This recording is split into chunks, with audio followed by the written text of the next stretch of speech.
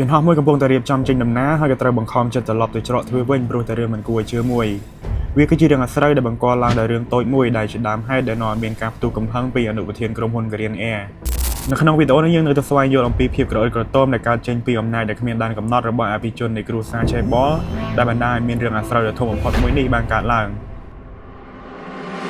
Korean Air គឺជាក្រុមហ៊ុនអាកាសចរជាតិរបស់កូរ៉េខាងត្បូងមួយដែលត្រូវបានគេរាប់បញ្ចូលទៅក្នុងក្រុមហ៊ុនកំពូល Chaebol ទាំង11របស់កូរ៉េខាងត្បូង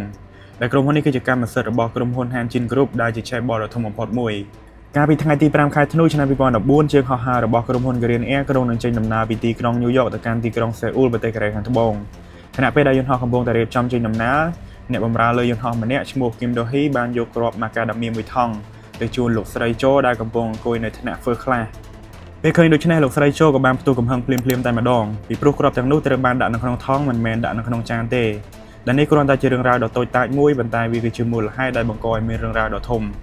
ភ្លាមនោះលោកស្រីជូក៏ចាប់ផ្ដើមស្រែកជេរប្រមាថដាក់ Kim Do-hee ហើយថែមទាំងវីនាងទៀតផងមិនយូរប៉ុន្មានលោកស្រីជូក៏បានបង្វែរកំហឹងរបស់នាងទៅលើប្រធានផ្នែកបម្រើការលើយន្តហោះម្នាក់ទៀតឈ្មោះ Park Chang-jin លោក Park ក៏បានបញ្យល់ថាបុគ្គលិករបស់គាត់គ្រាន់តែធ្វើតាមសៀវភៅណែនាំផ្លូវការរបស់ក្រុមហ៊ុនប៉ុណ្ណោះហើយដើម្បីបញ្ជាក់ការពិតលោកស្រីជូក៏បានទាមទារឲ្យលោក Park យកអំណះអំណាងមកបង្ហាញនាងនៅក្នុងភាពភ័យខ្លាចលោក Park ក៏បានវាយលីកូសម្ងាត់នៅលើ tablet របស់គាត់ខុសដែលធ្វើឲ្យលោកស្រីជូខឹងគាត់កាន់តែខ្លាំង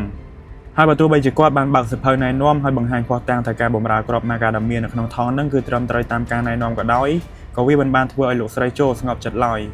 ផ្ទុយទៅវិញលោកស្រីជូបានបង្ខំឲ្យ Kim Do-hee និងលោក Park លុតជង្គង់ហើយសូមអង្វរនាងសុំការអភ័យទោស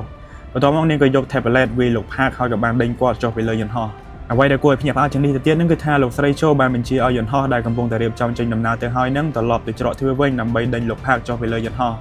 ហើយជើងហោះហើរនេះក៏ត្រូវបានពន្យាពេលរយៈពេល46នាទីដោយសារតែរឿងហេតុមិនសមហេតុផលនេះអញ្ចឹងតើហេតុអ្វីបានជាលោកស្រីជូមានអំណាចខ្លាំងបែបនេះ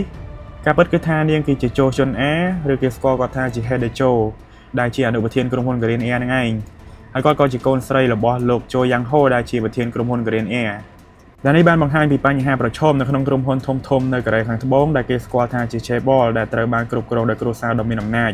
បន្ទាប់ពីឧបទ្ទវហេតុនេះក្រុមហ៊ុន Korean Air ក៏បានព្យាយាមបិទបាំងរឿងរ៉ាវនេះហើយពួកគេថែមទាំងដាក់សម្ពាធទៅលើលោក Park និង Kim មិនឲ្យនិយាយការពិតចំពោះក្រសួងដឹកជញ្ជូន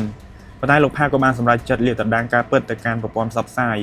នៅពេលដែលរឿងរ៉ាវនេះបានល្បីសុះសាយវាក៏បានបង្កឲ្យមានការខឹងសម្បារពីសាធារណជនកូរ៉េដែលពួកគេចាត់ទុកវាថាគឺជាការអាម៉ាស់របស់ជាតិ